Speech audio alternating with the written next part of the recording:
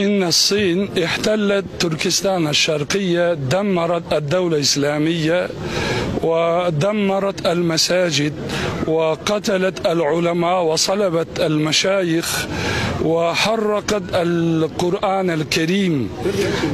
الآن الصين تستمر القتل والظلم والإبادة الجماعية، ولكن المسلمين في تركستان الشرقية لا يستطيعون أن يسمعوا أصواتهم إلى الأمة، إلى المسلمين. إسرائيل ما فعلت في غزة، الصين فعلت مثل ما فعلت إسرائيل في تركستان الشرقية. إن الدولة الصينية المحتلة تذهب إلى بيوت المسلمين وتغتصب أولاد المسلمين، ثم تربيهم بالكفر بالشرك بأساس بكتب ماو الكافر المعروف المشهور. إن المسلمين هؤلاء وهم مستضعفون، كما أخبر الله عز وجل في كتابه: واجعل لنا من لدنك وليا واجعل لنا من لدنك نصيرا. وهم رفعوا أيديهم إلى الله عز وجل يلتجئون إلى ربهم، لكن المسلمين لا يفعلون شيئا لتحرير المسلمين في تركستان الشرقية. الصين حاصرت المسلمين، دمرت المساجد وسجنت الشباب والرجال في السجون. ما هي الرسالة التي توجهوها لعلماء المسلمين في العالم العربي والإسلامي؟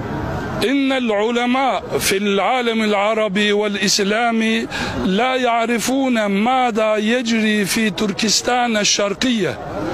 يعني إن تقتل إسرائيل المسلمين في غزة مباشرة نحن نصل إلى هذا الخبر، نخرج من بيوتنا نحتج ونتظاهر ونلعن اليهود، لكن الأخبار الإبادة الجماعية، الأخبار لا تصل من تركستان الشرقية، كل شيء ممنوع. لأجل هذا يجب علماء هذه الأمة أن نطلع ماذا يجري في تركستان الشرقية، وأن نسمع أصوات هؤلاء المستضعفين مظلومين إلى الأمة. يعني ثم ربنا تبارك وتعالى يوحد صفوفنا. إن الأمة أخي الكريم إن الأمة إن توحد صفوفها فالله عز وجل يقوي المؤمنين إن شاء الله. شكرا جزيلا. يفتح طريقنا، نحرر غزة ونحرر تركستان الشرقية، وإنا لنحن الصافون وإنا لنحن المسبحون. إن نجتمع في صف واحد من الشرق إلى الغرب، العرب والأتراك. إن نوحد صفوفنا الله عز وجل يقوينا. إن يكن ربنا تبارك وتعالى معنا من يمنعنا؟ من يستطيع أن يوقف هذه الأمة؟